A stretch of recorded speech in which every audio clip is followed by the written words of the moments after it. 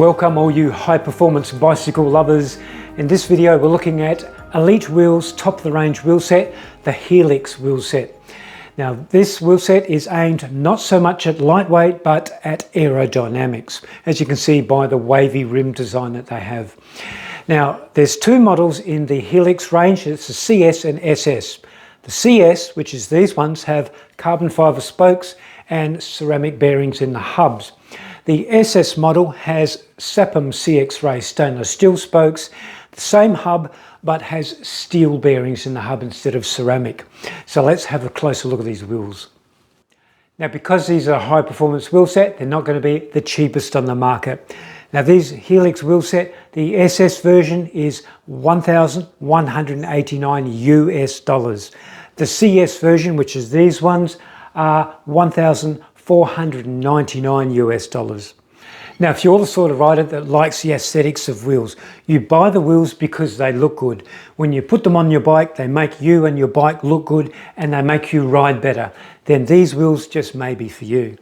First of all, these wheels have hooked rims, so you can run most of the tyres on the market. Secondly, the rim tape on here is for tubeless and tubed tyres, so you can run either way. Having a look at the weight of these wheels, the front wheel is 640 grams and the rear wheel 780. So 1420 grams a pair all up, and that includes the valves and the rim tapes. These wheels, the rims come in high gloss, and I mean really high gloss. So if you don't like a glossy finish on your rims, these wheels may not be for you. The carbon fibre finish underneath has Elitewheels' own way of doing things. It's called marbling, and it's a really nice effect underneath that gloss. All of the drive wheels that Elite have made in the past have had that marbling effect, so obviously they're quite popular. The decals come in two sorts.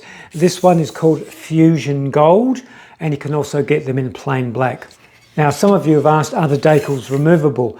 These ones are under the gloss, but you can still feel them. However, you can't peel them off. You could sand them off if you want to, but you would lose that glossy finish. What a waste of such a nice wheel set. Don't do that, just leave them as they are. They're very nice. The decals are not outstanding. They're quite nice and conservative.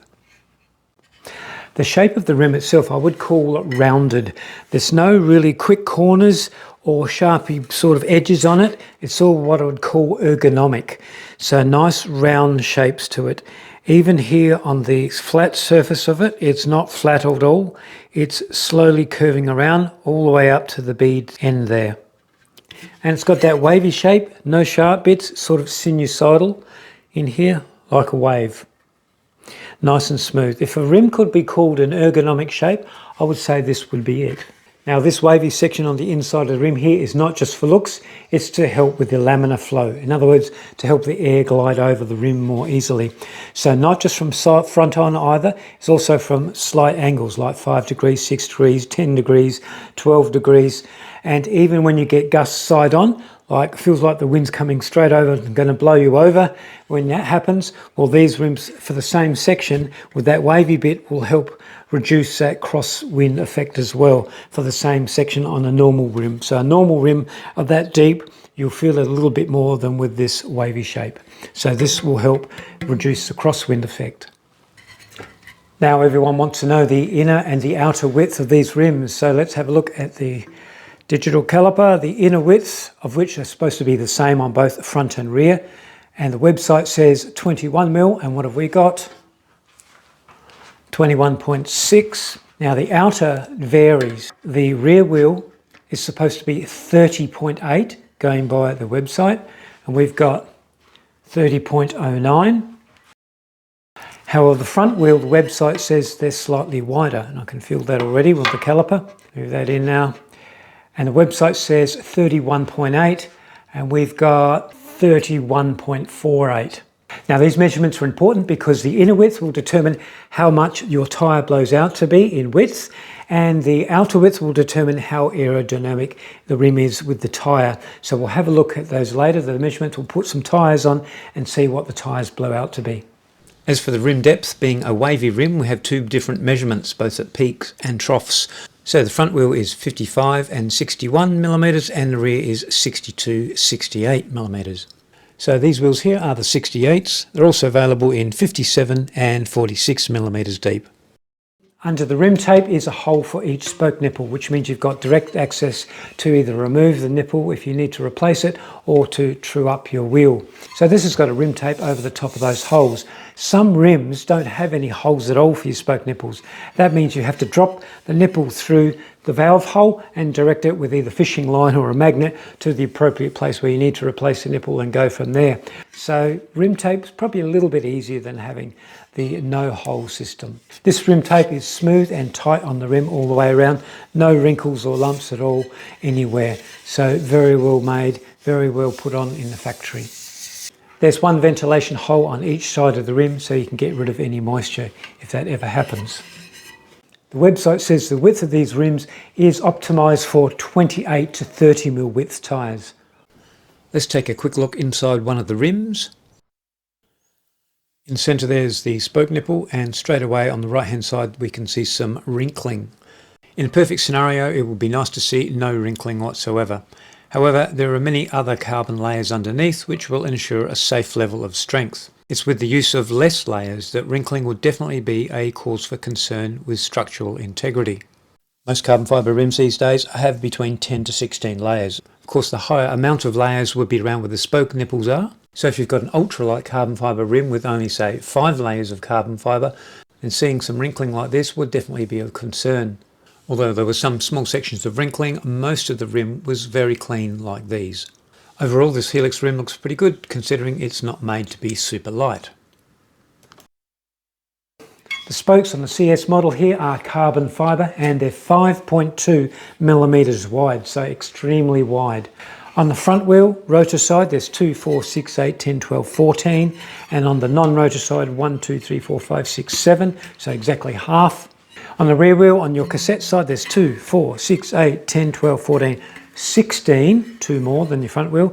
And on the non-cassette side, there's 2, 4, 6, 8, so exactly half again. On the rotor side, when you put your brakes on, you're going to have a little bit more twisting force than you have on this other side. So you need to have a little bit stronger arrangement here. So hence the spokes are crossing twice, and where they cross here, they're not touching. Of course, radial on the other side.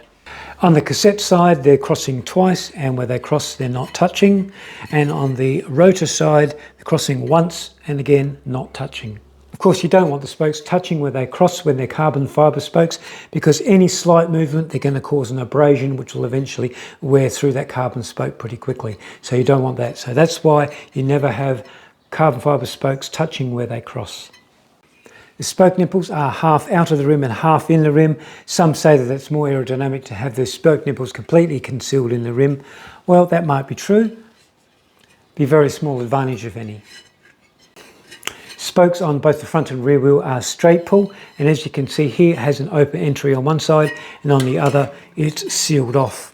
Some people have expressed concerns if you break a spoke, then the hub's going to give way a little bit, and hence another spoke nipple on the other side is going to come through, and then they're all going to come loose very, very quickly. And you can have a sudden accident. Well, not so anymore, because if you look very closely, you can see the spoke head here. It's slotted in and then up into the cavity, into the hub. That's the way the hub's designed. So if the spoke becomes loose, the head is not going to just come out sideways. It's still held captive. You'd have to completely break the spoke, and then the head would have to slide back and then out. So this new hub design, even though it looks like it might easily come out, it doesn't come out very easily at all. A few advantages of carbon fibre spokes. First of all, it's very light. These spokes are 5.2 millimeters wide, super wide, and yet they're only 3 grams each spoke. Secondly, carbon fibre doesn't stretch, unlike metal, so this wheel will maintain its spoke tension throughout its life, whereas metal spokes, the wheel tension slowly comes loose over time. With these particular spokes, Elite have chamfered on both sides of the spoke head. I'll just give you a close-up there. So the spoke head slots and locks into place with Elite's own hub, so it's sort of like a locking mechanism. And that chamfer is aligned with the flatness of the spoke. So once that's locked into place in the hub, that spoke blade is going to stay in place. It's not going to twist. So what they do is when they true the wheel, they hold it in place here as they true the wheel. Once that's held into place and it's perfectly straight, it's not going to move. So all these spokes should be perfectly aligned and flat according to the wind coming on that way, and so they shouldn't twist over time either. The hubs are black and they're glossy to match the rim, I guess, and in the middle it has an Elitewheels logo. The hub flanges have been machined out, so that makes them lighter weight, and also you've got access to the spokes there. On the inside of the hub flange, you can see they're sealed, and this is on both the front and the rear hubs. On the rear wheel, the flange is quite large compared to the rotor side. The bearings, just going slow, can't feel a thing, and a faster spin. It's extremely quiet, you can hardly hear anything, and it's buttery smooth. This is the rear wheel, and when you spin it like that and allow the clutch to go around, then you're feeling 4 bearings because there's 4 in the rear hub. To have a look at the front wheel, there's only 2 bearings of course in your front hub. Again, lovely and smooth, fast, beautiful. 3 hubs available for this wheel set is Shimano HG and Microspline, SRAM XDR, Campagnolo 1112 speed, and the Campagnolo N3W 13 speed. One thing Elitewheels are doing on their free hub body now, which they didn't do in the past and they are now doing, see this silver strip here? It's called a free hub saver. It's hardened steel. And I put that on there because the free hub body is aluminium for lightweight. However, the problem with aluminium is it's soft. So when you put your cassette body on, which is hardened steel, over time it will bite into the free hub body and put wear marks on there. So when you go and take your cassette body off and on the free hub again, it can be quite difficult. It jams on those wear marks. So it's a good idea to have that free hub saver. Stops the wear. Time to have a closer look at these hub internals. The caps come off by hand, very easy. On the cassette side here, the free hub side, you've got one flange there, an inbuilt dust cap. Rotor side, we've got a dual dust cap side on there. The bearings, there you go, you can see it's a blue colour seal there. I guess there's different colours, but they're the ceramic bearings. Front wheel on the rotor side, on the cap end, we've got a double seal there, very close together, ceramic bearing, and on the non-rotor side, 2 seals, they're quite far apart, and ceramic bearing in there. Beautiful, love the way they press in. Pulling the rear hub apart, end cap off first, and as you can see the free hub has sealed bearing with the blue dust caps on both sides. There's the free hub saver there on the free hub body. DT style clutch, which pretty much all hubs are now.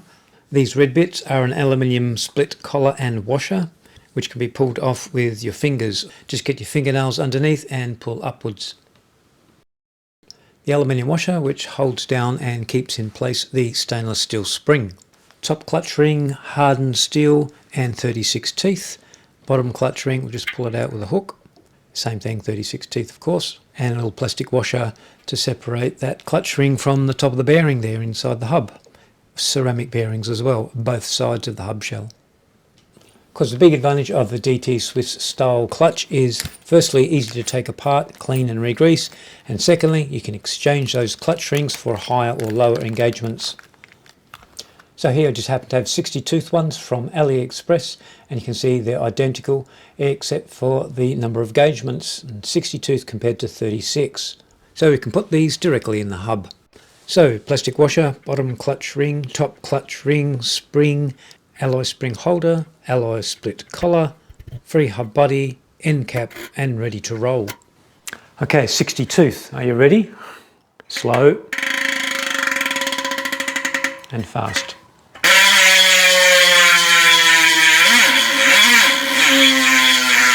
It's still got that deep throaty sound, but at the same time it's got a lot more engagements per revolution there happening.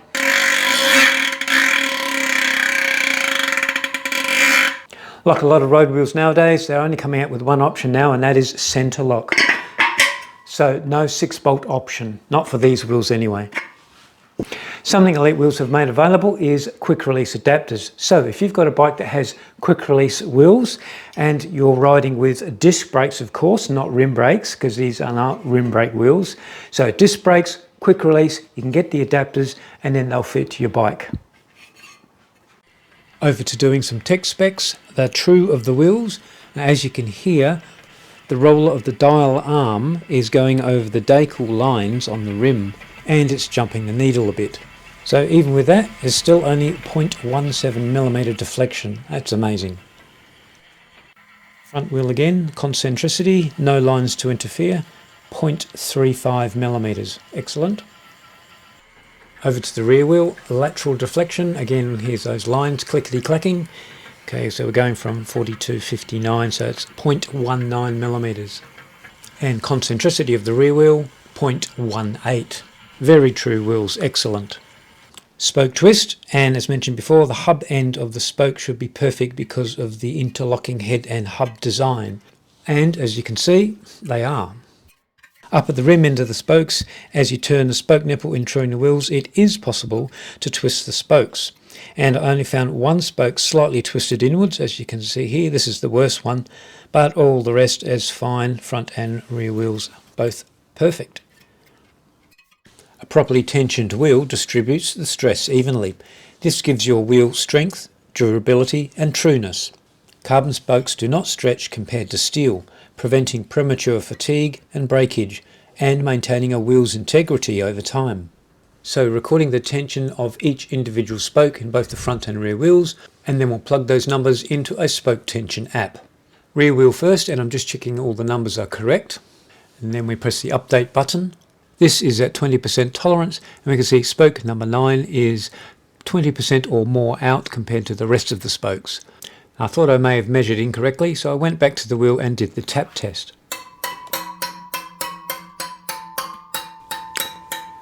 And as you can hear, one of the spokes is significantly lower in pitch than all the rest.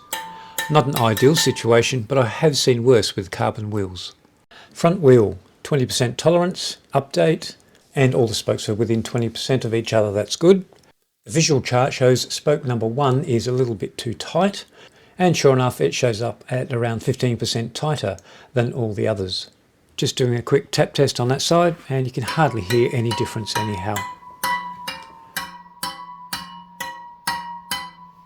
Overall, the spoke tension could be better, considering they did such a good job of having the wheels so true. An area for Elitewheels to focus some improvements on. Let's check the dishing of these wheels. I am pretty sure they'll be excellent. 0, 0 there. Just double check. 0, perfectly dished on the front one. Rear one, 0, 0. Just make sure, double check again. 0. Just make sure this is actually working. Yeah, it's working. Perfectly dished wheels. Time to get these Helix wheels on the road and find out how they perform. It's the most important thing, really. So let's have a look. What bike we're going to use? We've got the Canyon, the old Air Road, got the R12 Yolio, and we've got the Trifox there. Now I'm going to use this one. I always use this one, and the reason I use the Yolio all the time is because I use that for testing wheels every single time, so I know how it feels and I can feel any subtleties in the wheels differences. So we'll take the Yolio wheels off. The Wheeltop TX gears system still going.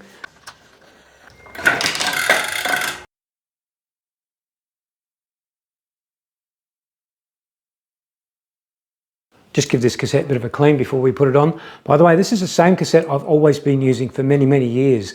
I'm onto the third chain, and the third chain is approaching around about 13,500 kilometres. So 13.5 plus another 15, plus I know the second one was 16. So we're approaching 44,000 kilometres worth of cassette life, out of this one cassette. So excellent. I wonder how long it's going to last. I should really put another cassette on. Maybe I'll go to 12 speed. In the meantime, I'm just curious to see how long a cassette is going to last before it needs to be replaced. So wax the chain, everything lasts so much longer. So we'll give the cassette a bit of a clean before we mount it on our new wheel. A light smear of grease on the Freehub body. This is just a Shimano 105 cassette. As I said, it's done 43,000 kilometres. Sprockets are still nice and shiny. Lock nut 40 Newton meters, rotor on, tyre and tube off the old wheel set and onto the new. Want to stop your valve rattling? Here's a handy hint. Use some heat shrink tubing. You only need a small piece. Some isopropyl alcohol on the inside of the heat shrink and on the outside of the valve stem to help the heat shrink sleeve slip on.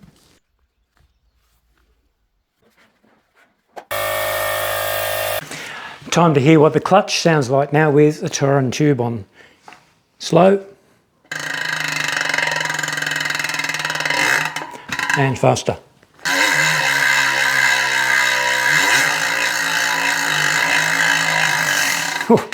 Really deep sound that.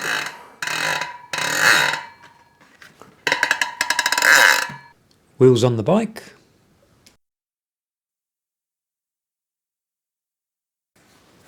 Listen for brake rub. Is the microphone. Nothing. Beautiful. Back one. Oh, you can't hear the brake rub of the clutch going. Anyway. You can see it. It's perfect. Yeah. So the valve's a little bit on the heavy side. Here it is there. It's going down. So which means when you spin your wheel fast, you get that slight jittery vibration.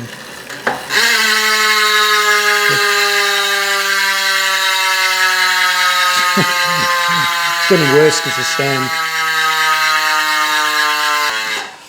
Oh, that clutch. Finally, before I go for any rides, I'll just clean the brake rotors, just in case I've got some oily fingers on it or something. Some isopropyl alcohol or acetone. Just give me a bit of a rub.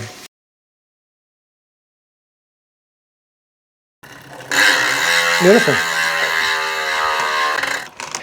Right, all ready for ride. Not tomorrow, on Sunday with the boys.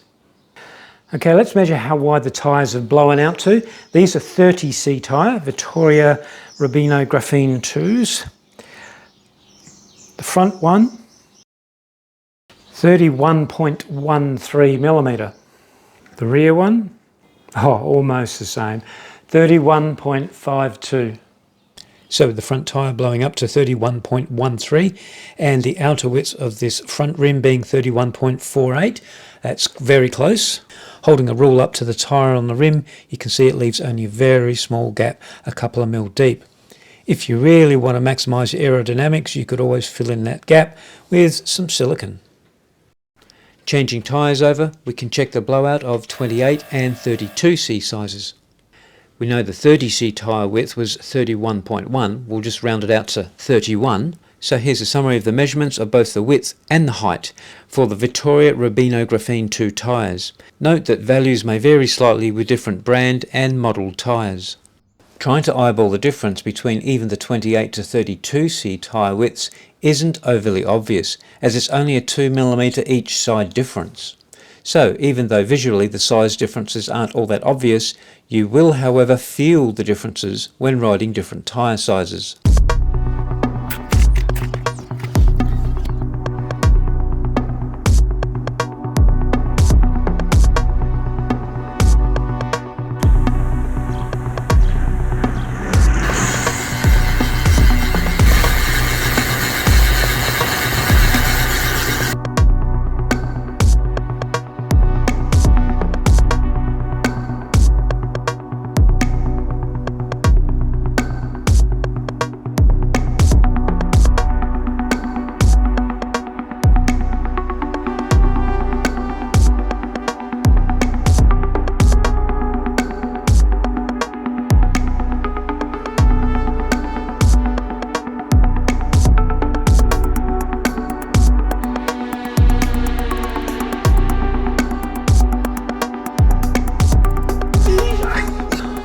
Pump out of the pocket, gloves out of the pocket, arm warmers out of the back pocket, and always need a drink after a ride.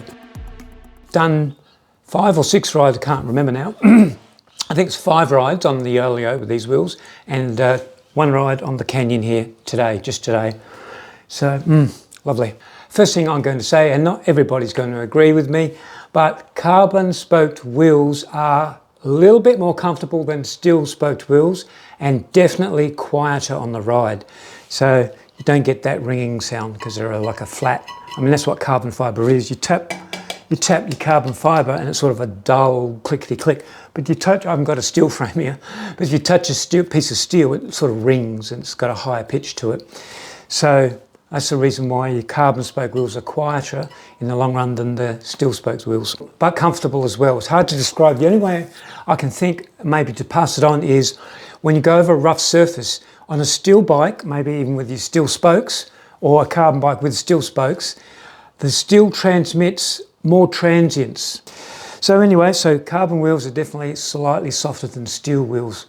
I'm also going to stick to the fact that carbon spokes make a stiffer wheel for the same number of spokes. So if you grab your fork or your rear stay and you wobble your wheel, try and move it sideways between the blades, or the rear stays there, then you'll see that it's stiffer, it's stronger than a steel spoked wheel. So carbon spokes will make a stiffer wheel than steel spokes for the same number of spokes in the same cross pattern. As regards to the wavy part of the rim compared to a normal round carbon fibre rim on the inside here, I found these wavy ones, there is a difference for the same depth. So when it comes to a gust of wind coming on you sideways and it takes your front wheel, takes you by surprise, well, I find these wavy rims just tend to soften that initial gust, the initial blow. And you'll still feel it, but it won't be as much. And the initial hit, when you get that initial hit, like whoa, you don't get that so much with these wavy rims. That's the best way I can describe it anyway. See for yourself. The marbling effect is not everyone's cup of tea. However, it's not stand out in your face. You have to really look at it to see that it's marbling.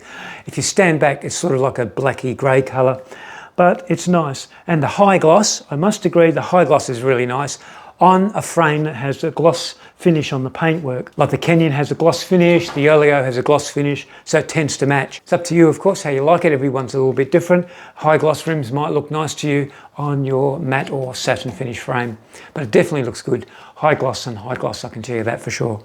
With the marbling effect too, look at all the new frames coming out, especially in 2025. I've got all these paint schemes like runny paint and swirly bits and all sorts, including a marbling effect on the frames. So it really depends on what sort of frame paint job you get as to whether it's going to match with your marbling as well, if you want to look at it that way. As regards spare spokes, they do come with these CS wheel sets, so you get carbon fibre spokes with these ones, but with the SS, meaning stainless steel spokes, you don't get spare spokes because you can go down to your local bike shop and you can source them from there easily, whereas the carbon ones are specific to these wheels. So you do get spare carbon spokes with these CS carbon wheel set. As for the width of these rims, 21mm internal. I think Elitewheels could have made them 23. That way, when you put 34mm and 32mm tyres, you don't get that ballooning effect so much. You're more in line. It's only very subtle, but it's all going that way, isn't it now? Wider tyres. However, you can go no problem 28, 32s on this. You can even go 34s, no problem. Just make a quick mention now, I spun the wheel really fast, the back wheel, and there was a slight wobble because the valve was heavier than the other side of the rim. Well, I did 86.5 k's an hour coming down the hill on the weekend with the boys, and no problem whatsoever. I just thought I'd mention that just in case you think, oh, I'm going to get speed wobbles when I go faster with these wheels. No, it's not going to happen. So who are these wheels for? What sort of events would you ride them for? Aerodynamics, absolutely. So if you're going to go fast and you need aerodynamic wheels, these wheels are going to shine for sure. Hill climbing, not so much. Why? Because they're heavier. You want to go for lighter wheels than this. So slightly on the heavy side for this wheel set for hill climbing, not ideal. However, of course you can ride hills with this wheel set. Now when you go on the website, you'll see choice of hubs. Evolution hubs, that's the double ratchet one. They're not available at the present time, so you can't get the Evolution double ratchet hub at the moment. These wheels, I really like them. I'm going to leave them on this bike until someone else sends me another set of wheels to test. That could be months, yeah, it could be up to 6 months. So they're staying on there until that happens. Really, really nice. Give them a good run. Now, if you're looking for aerodynamics in a wheel set, absolutely. If you want hill climbing wheels, not so much. If you want a good looking set of wheels, make sure you got high gloss preferably, otherwise beauty's in the eye of the beholder. Now, discount. Yes, there's a discount code, OzCycle15, and it's 15% discount off the price on the website. That's a big chunk. If I do a hard ride with the guys or a long ride, I tend to lose my voice. I don't know why that happens. Anyway, time to have a shower. We'll see you soon on the road. Keep riding. And the cyclists always on their devices.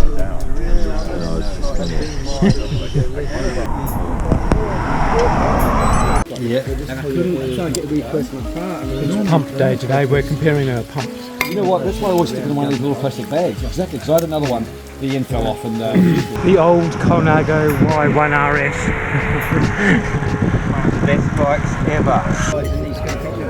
What are you reading? Too late, can't see. Scuffed it already. Yeah, I came off going around the corner. I came off down this side. I rode longer. Worst nightmare. Luckily, Canyon. We've got the Italian model. And old Will, yeah. The wheelie, yeah.